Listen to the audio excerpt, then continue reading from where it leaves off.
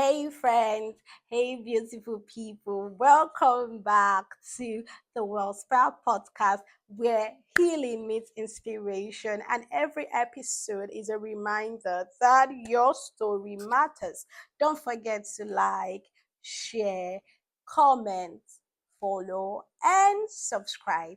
And today's episode is one we all need, whether we are ready to face it or not. We are diving deep into a topic that many of us carry silently, quietly woven into the way we speak, love, argue, and even parenting. It's called generational patterns. And today's episode has been titled Breaking Generational Patterns, Healing for the Future. These are, family cycles, whether visible or hidden, that we inherit, we repeat, and sometimes we decide to break because someone somewhere down the line has said, this ends with me. So what then is generational patterns? So generational patterns are more than just habits or behaviors. They're actually emotional DNAs, they are beliefs, they are reactions, they are coping mechanisms and unspoken rules that get passed down from generation to generation. And sometimes they show up loudly, like a family history of addiction, cycles of poverty, cycles of riches, patterns of abuse, but often the whisper through the everyday parent who never says, I love you, the whisper through a family culture of silence during conflict, and the whisper through shames that hover anytime someone mentions mental health. So let me take you through Osemebi's story. Osemiobi was a 35-year-old teacher, and she was raised, in a home where vulnerability was actually seen as sickness. And then, so when her 4-year-old child cries easily, her instinct, or the only thing she knows how to say was, stop it, be strong.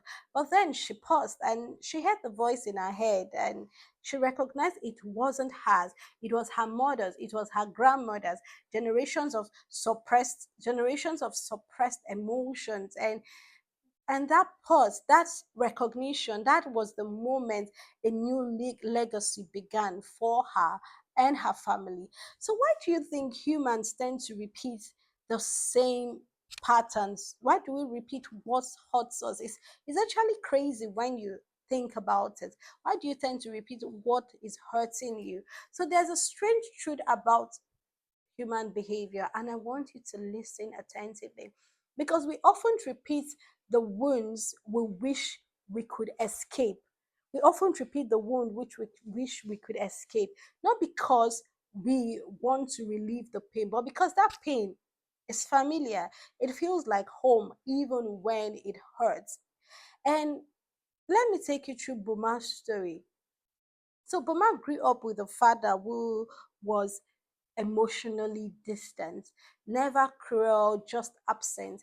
And years later, as a husband and a father himself, Boma began to notice, the same pattern, the disconnection, the withdrawal. It wasn't until his wife looked him in the eye and said, boy, oh boy, I don't want our children to grow up wondering if their dad truly cares. So something broke open in him in that moment. He realized that he was not just risking his marriage, he was risking passing down that silence he had once hated to his children.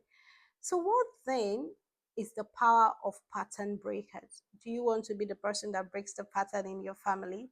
So, here's the truth no one tells you when growing up. Every family has pain. Every family has their success story. Every lineage carries its scar. But not every family has a healer. That's where you come in. You, the one who asks questions, the one who goes to therapy, the one who dares to feel instead of to flee, the one who says, I love you, even if you never heard it though, and if you never heard it enough. You are the pattern breaker, you are the turning point. So how do you then begin this journey of, breaking generational patterns and trying to heal for your future? I want you to know that you don't have to do it perfectly, but you do have to begin somewhere. The most important thing is you're ready to start somewhere. Number one, get curious, not critical. Don't jump straight to start blaming people. No, do not do that. Instead, ask, why did my parents learn this? Compassion is not about excusing harm, is about making space for healing. Number two, find your emotional mirror. Find your emotional mirror. Pay attention. Pay attention to what triggers you. Pay attention to what triggers you. Those reactions, they're like breadcrumbs. They lead you into the places that need healing. So you need to pay attention to what triggers you. Number three, do the work. Go for therapy. If you have to get a journal, get a journal. Have an honest conversation with yourself. Don't wait to feel ready. Healing happens in motion. And number four, celebrate your small wins. Celebrate them. Every moment you choose patience over rage, softness over silence, you are not just healing yourself, you are rewriting your family history. I want you to know, are the turning point. You may never get the apology you deserve. You may never get to see your parents change, but you can decide that it stops with you. You can choose to raise your children differently. You can choose rest. You can choose honesty. You can choose boundaries. You can choose love, even when it feels unfamiliar. You can break the circle. You can break the circle, not because it's easy, but because it's very important and because it matters. So, here is your invitation today.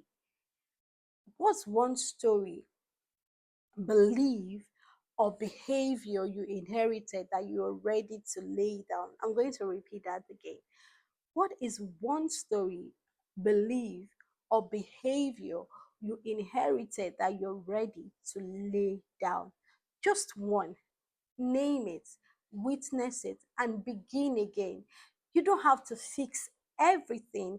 You just have to go first, because healing may begin with you, but its ripple, is effect will last for generations. Thank you so much for watching today's episode. And don't forget, what's one story, belief, or behavior you've inherited that you are ready to lay down?